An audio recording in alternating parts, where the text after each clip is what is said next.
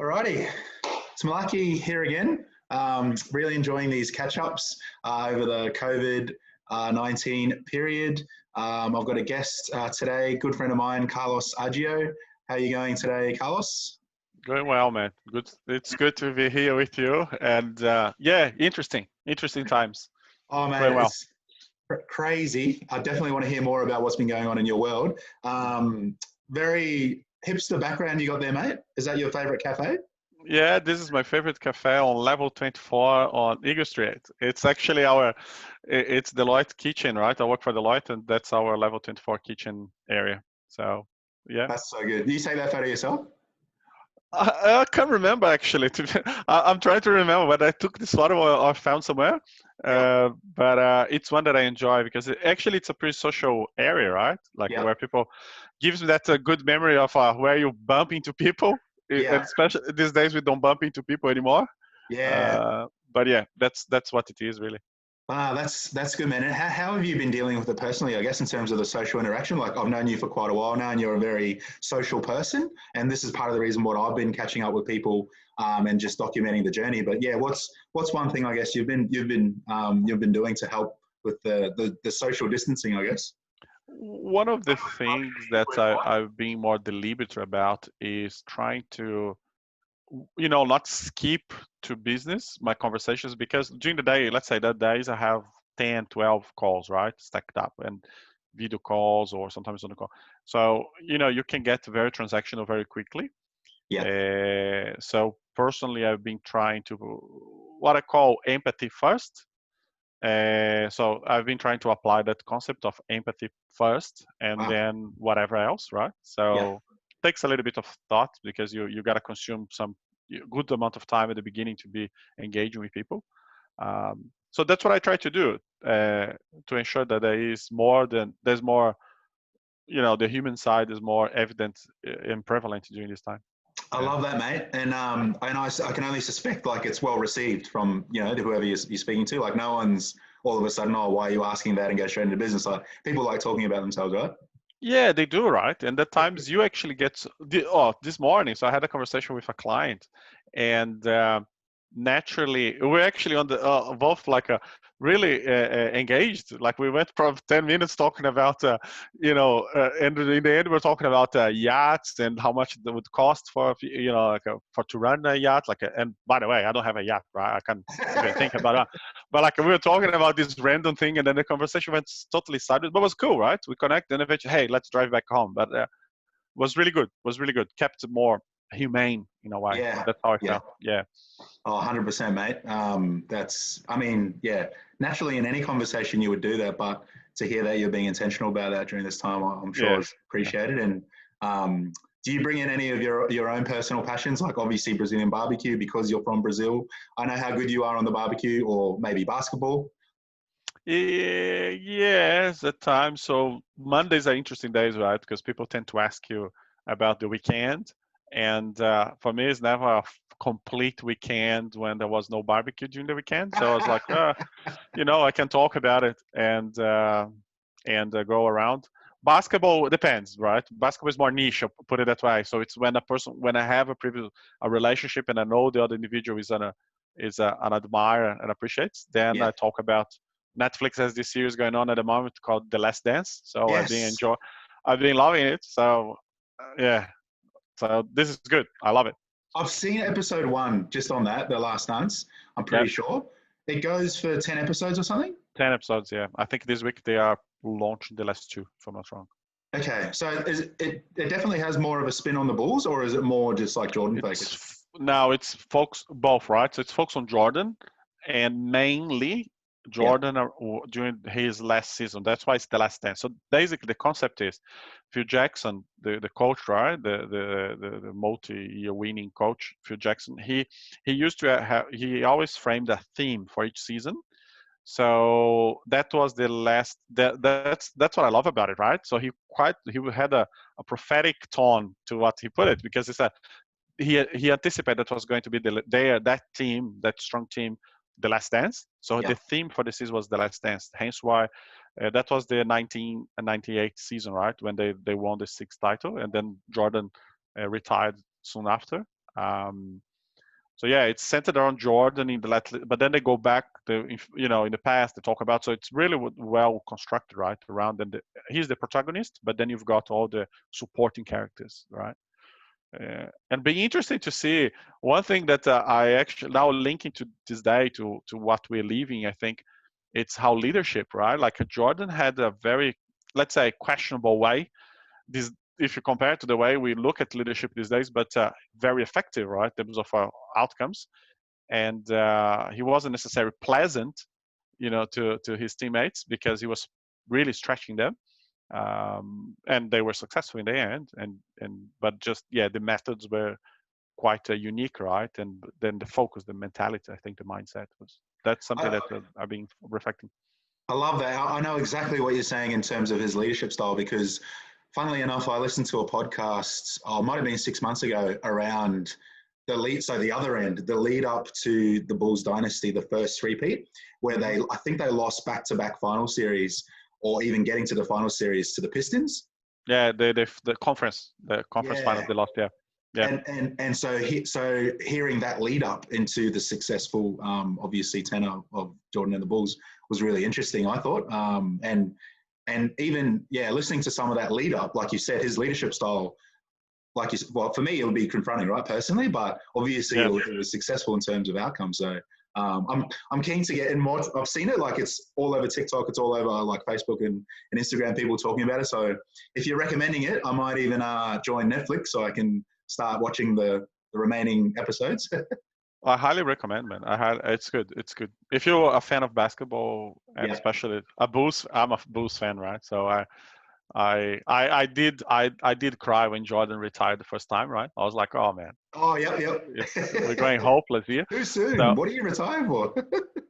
Yeah, exactly, right. After a three-peat, and you are at the peak of your career, and you simply go and retire. So it's kind of a weird thought, but yeah. So do go ahead, man. Go ahead. No, I'm keen, mate. You enjoy. I'm keen. So just changing gears, I guess, mate, like obviously during this economic shutdown, it's on the back end of it. So obviously people are starting to adjust more and looking forward to bigger gatherings, I guess. But in terms of like work schedule or in terms of like, your day to day, how has that impacted you? It has. So far in Deloitte, we took a very serious, right? Like we took it super seriously, and we respect the government's position on that. So we actually followed a lot the government advice, and of course we tailor to each geography that we operate. But which means basically, as soon as the idea was, if you don't need to be traveling for work, you can work remotely. We took that to heart, and basically the whole corporation, the whole business became shifted, right? Pivoted to working from home model. We had, I remember a few weeks ago, we had in the numbers, we had 95% of our people across the country. So we're talking about 11,000 people, right?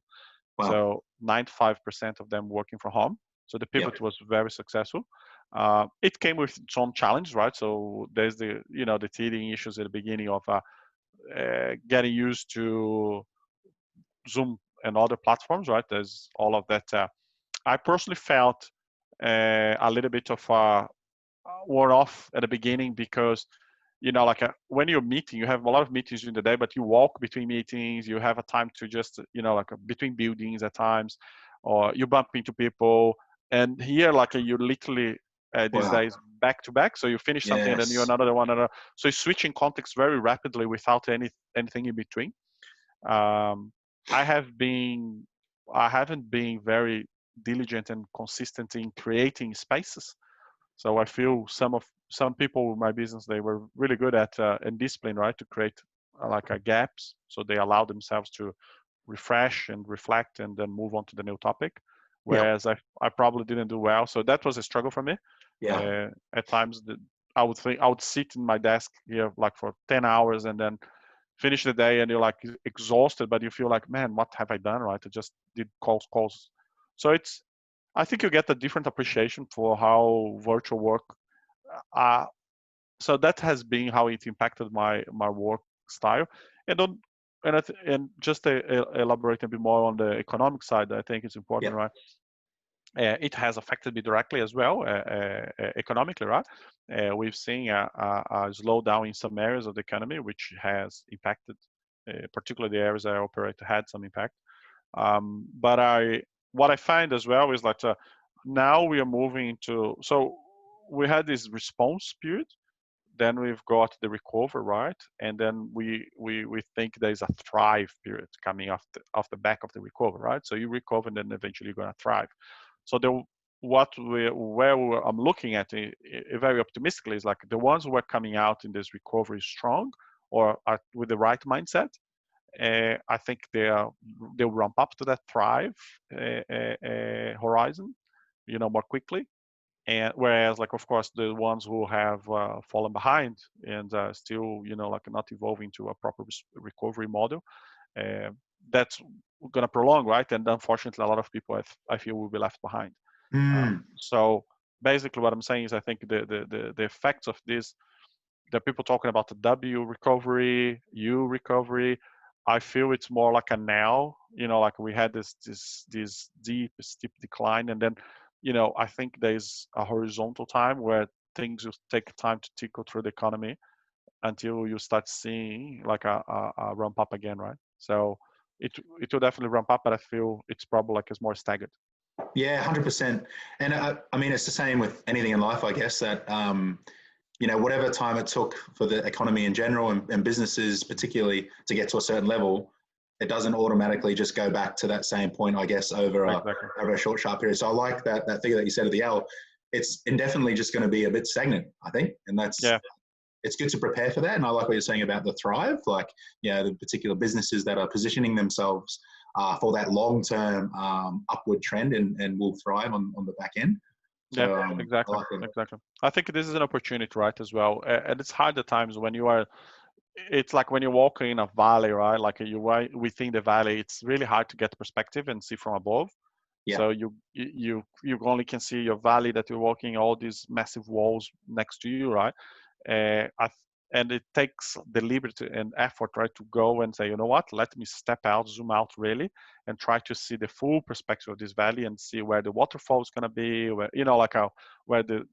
where that that promised land it really is. And that's where I see the thrive can lead us into, right? But you got to have that aspiration and not be completely consumed by the response, and which is demanding, right? We know we got to respond, we know we got to recover, but we also need to focus on, hey, we can do better than we were doing before. So I like that. And it's a little bit of the micro versus the macro. Like, okay, yeah, we do definitely need to plan for now, but also having that visionary, like long-term view. I like what you're saying there. The other question I was going to ask, actually, and it wasn't really in the question, so I hope you don't mind. But you have like quite a good background, and you've been in the industry for quite some time, close to 15 years.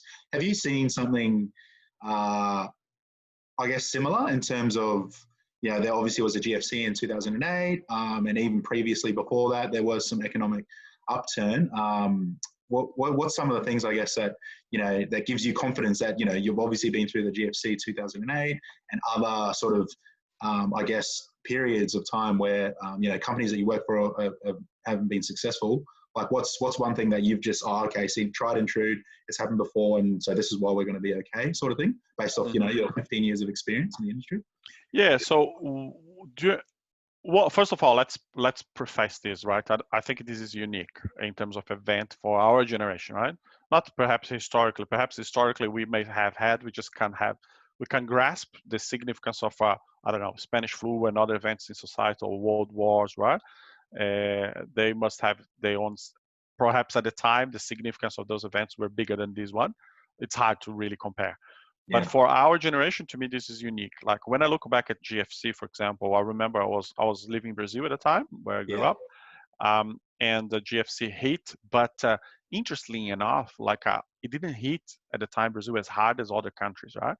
And I think Australia as well. Kind of these countries were very commodity based, and they had the natural resource, and especially Brazil had a very strong internal market. About 200 million people, right, consume. So people could pivot from the external, from exports into internal market, and they kept going. However, and that's my probably the learning that I take to this phase right now that we are living, right, to this crisis. What I felt that a lot of organizations uh, double down on, they were, one, they didn't lose sight of performance, right? They were like very performance driven still, like even though you would see businesses say there's no sales activity has reduced, there is more supply than demand, and all of that had affected, right, the cycle and the fear as well in the economy, so people didn't want to spend. But we saw organizations, and I was working for a software company at the time, that they didn't lose sight of, hey, we've been on this mission. There is something we want to achieve. There's a purpose behind what we do. We want to improve businesses. We want people who to be able to do more with less. So the message doesn't change. We want people to still thrive in an environment that's now a little bit harder, right? Yeah. And that performance mentality was our mantra. So we are here to help people perform better. And we kept strong on that message. What we adjusted is for the now. So people, because unfortunately people are losing jobs and during the GFC, what we found is like the workload may not have reduced, right, at the same proportion for some instances. So where we found opportunities where like, hey, you got to do more with less right now. And we had at the time the solutions to help, like with automation and things like that, right, within the technology, really leveraging technology. That in my view was the first wave of technology really becoming the fabric during the GFC. So, and that's where we saw Uber, right, platforms, people like that launching into reality. That's true.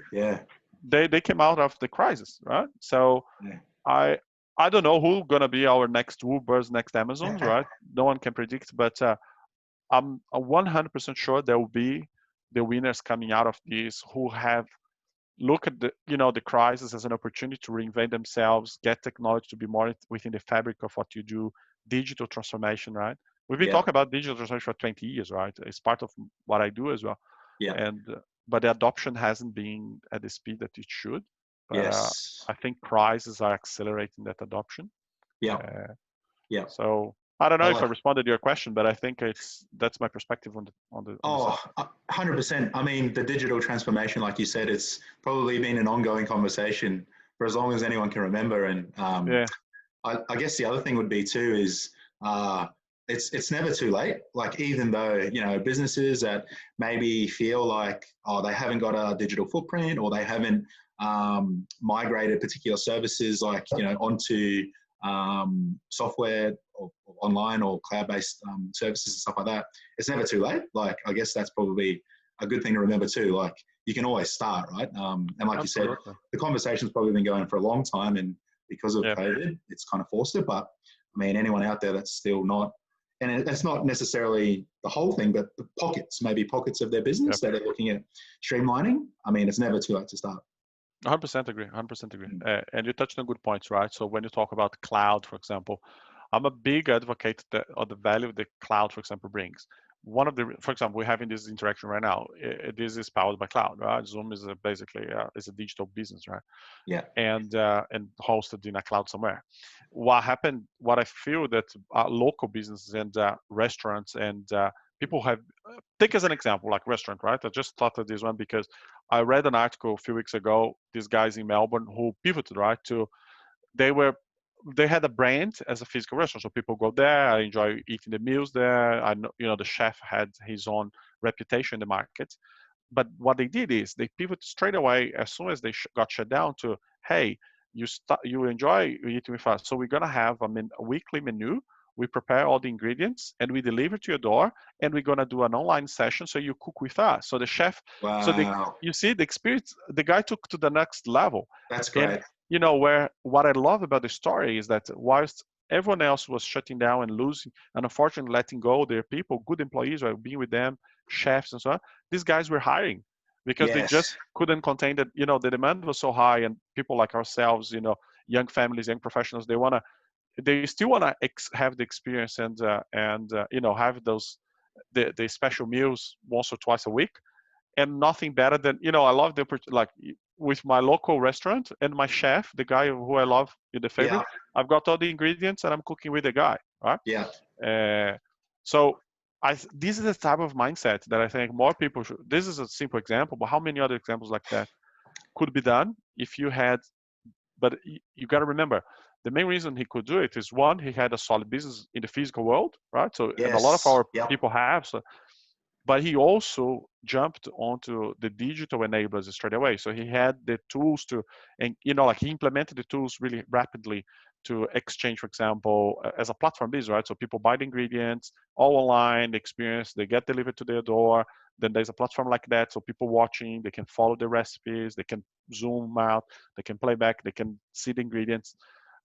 Anyway, so that's my point. I think Yeah. you should leverage the innovation that people like Microsoft, AWS, Google, they put billions and billions of dollars in innovation, right? Why would you not tap into that innovation that someone else is paying for you, right?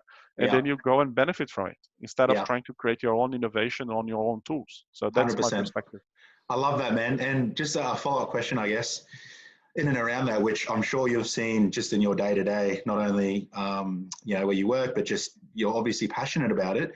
And back on that example, it sounds like one of the key things that business did was speed, right? Like he just executed straight away. And so how important, I guess, in your opinion, is when you're thinking about like quality, or is this important, and then speed or production, like out of sort of a list of all those things that either businesses need to either look at transformation, or how do they tap into a digital footprint.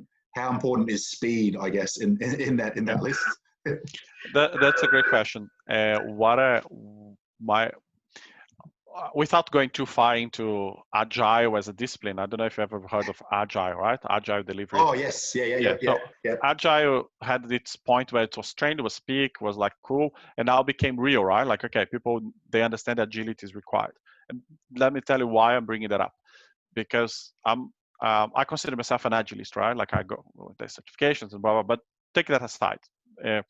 Agile has a manifesto that was written back in, I think, 1998 or something like that, right? Wow. And there's some principles behind that manifesto.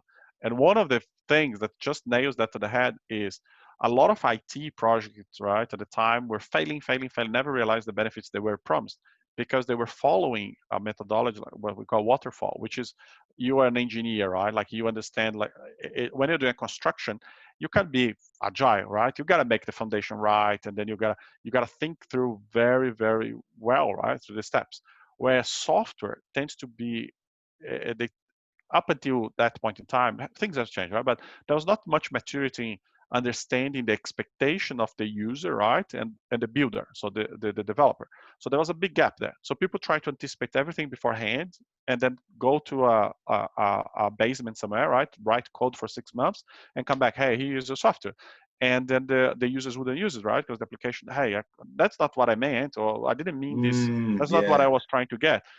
So Agile came as a way, as evolved, right, as a way to say, you know what, it's all about running software over documentation. It's about prioritization, right? So it's, and then in Deloitte, we have our own frame around it. We call it speed over elegance, right? During a time like this. So that's, wow.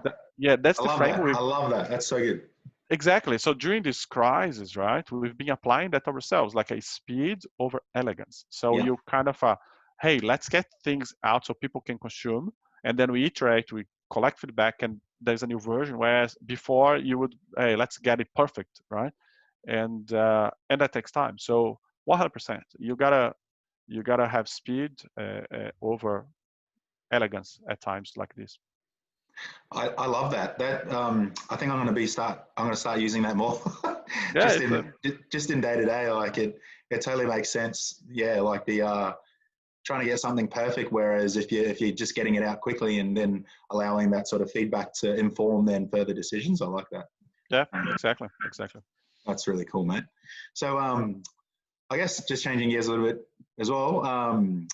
Given sort of the situation that we're in, I try and ask some thought-provoking questions, and based off your personal background, like where you grew up, how is any of that sort of informing this season? That it's, I obviously want to be sensitive to people's situations, like people losing jobs and stuff. But for you personally, in terms of where you grew up and your upbringing, how has a lot of that informed your ability to navigate this season? Okay. So put it that way, I don't think that's it's always unique, right? When you are in the moment, you feel like exacerbated the pain. Yeah. So right Yeah. now, definitely, right? I empathize with people losing jobs. Like as I Yeah. said, like I've been impacted on an income level as well. We have taken a decision to reduce salaries across the business, right? To save as many jobs as we can. So that has been the approach, which I'm very proud of. But at the same time, right, like a crease, what happens now has always a degree of learning that you can bring from the past. So answering your question, I can tell you a story. So 1991, Brazil had come from military command, right? So Brazil in the 80s, in the 1969, I think, to 1970, oh sorry, 1974 to 1985 and 86, Brazil was governed, right, by military. Wow. So after that, then they selected a president, but that wasn't direct, wasn't democratic voting. So it was a president, but was a transition from the military to presidential model. And then in 1990, we had the first democratic election, right, in the country. And I was 8 years old. So, but I remember vividly, right, my dad going there to vote. People are proud, like choosing my representative in government, right? And the story goes then 1991 the guy gets impeached, right? So the first president out of a whole era, and then there's an impeachment the next Wow. year, right? And before he got impeached, he actually he I forgot the technical term for that, but what basically is like he confiscated, right, all the savings. So he blocked, no one could take money out of banks, so all your savings were confiscated. And the inflation was around 1000%, right, like at the time. So imagine like you live in an environment where inflation is at thousands, right? So the country would communicate nationally cutting zeros every 6 months. So they cut 3 zeros to go back, because at some point it was unmanageable, right? We're talking about to purchase, for example, I remember going to the shop and buying bubble gum, and I would be paying like 1 million, right, at the time, whatever the currency was. So 1 million to buy. So they would cut zeros. The the main reason I'm saying that story is because my dad lost his job. That Yeah. half of the economy was informal in the Yeah. country, so no one really had formal jobs. So you had to be quite creative, right? And I remember we never lacked anything. Like the only thing really, like we transitioned to state school, we started private, and we had the transition period. But what I do remember is like people were very creative, right? And then my dad, simple things like, for example, they couldn't hold the local currency, they had to convert everything to dollar, American dollar, otherwise the money just devalues so quickly, right? And also people had to spend, because and then the inflation side kept on going because people were spending more because they want to revert into goods that they could make money out of it, right? um, but the way I look back is that was one crisis, right? And then 1994 we had another crisis, right? So Brazil was recovering, and then there was another crisis. And then 1998, we had another event. So I do remember, like from throughout my life, at least like 5, 6 events where the country was in crisis, and unemployment rate super high, Wow. and that was definitely, I think, that shaped me in a way, like seeing how my father, right, my dad, how he had to be always creative, always bunch, like going after bringing, basically bring income, right, to sustain the house. But at the same time, looking broadly, the impact that it had on the whole population, right, people would be left behind and stuff like that. But it gave you I think, gives you a stronger sense of resilience, but more Yeah. importantly, appreciation as well. Yeah. Yeah. So when I see people losing their jobs right now, it's not like I've seen that happen before. No, no, no, no. Hey, I feel your pain, Yeah. right? I feel your pain. Look, I've seen that happening. I've seen my dad lose his job and how that affected our family, right? We had no certainty of anything anymore, right? And we had to rely at times on, small jobs, informal economy, and we survived and we came out stronger, right? And so I empathize, put it that way, with people. Yeah. Say, hey, I see that, but my optimist side also says, hey, you can come out of this, right? This can shape you, this can make you stronger, and this journey will take you propel forward, right? Yeah. um, so for me, it worked like that when I look back, like uh, But don't get me wrong, I still get the fears, right? When I see things like, oh, unemployment going to soaring, and so still there's a side of me that, the fear kicks in. Yeah. But those are the moments that I look back and say, you know what? But I've seen similarities to the past, and we always came out stronger. So Yeah. I totally believe that the future is this shapes you, but the future is optimal. It's better than what we're facing right now. I love that. Thanks so much for sharing that, man. I didn't know a lot of those things about Brazil, and obviously about your past. So that's your personal past. So that's really cool. I like what you're saying about the creativity as well. Like, when you're backed into a corner in any situation in life, let alone this current one, it's amazing, like the creativity that it kind of forces you into, I guess, and some of the things that come out of that on the other side. So totally agree and enjoy that story. Well, thanks for catching up, mate. It's been fun. Obviously hearing a lot more about what's going on, and I think we're formally going to get a subscription to Netflix to see if I can watch The Last Dance. Oh, yeah, but I guess just as a departing question, I guess, anyone who's watching this from my network or yours, is there anyone that can help you out in this time from a business focus, professional focus, or any focus rather? Mm-hmm. Look, probably it's a very good question, right? The sector that I work, right, it tends to have long cycles. So when you engage with a client, right, like a lot of our work is relating to something that the client wants to transform, right? And especially in the space I play, it's around data analytics, technology-driven opportunities. So I tend to engage a lot with clients who are going through that process. So of course, if people have anyone in particular who are dealing with difficulties in, hey, how do I transform my business? How do I move into that? I want to be digitally enabled, right? Not just the jargon or just the hype around it. I really want to effectively leverage, what the benefits of what you're talking about, being data driven, using more cloud. Like, what does that look like? How do I make it happen? So that's the type of conversation I want to be involved.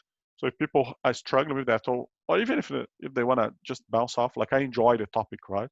Yeah. So I wouldn't mind engaging with people to help them out. Yeah. So that's probably a good way to put it. And That's by the way, if you don't buy the Netflix subscription, since you and Tiggs are perfect babysitters, right? You can come over one night here and you just binge watch, man. For 8, you catch up and you look after my kids. A win-win, right? There we go. We're probably going to take you up on that offer, actually. Yeah, because we enjoyed it the last time. So, definitely, I might actually wait for that. Yeah. There you go. You save some cash, and we both achieve our outcomes. Oh, that's great. Thanks very much, mate. Thanks, man. Yeah, have a good week, and chat to you again soon. Cheers. Thanks, man. See you, mate. Yeah.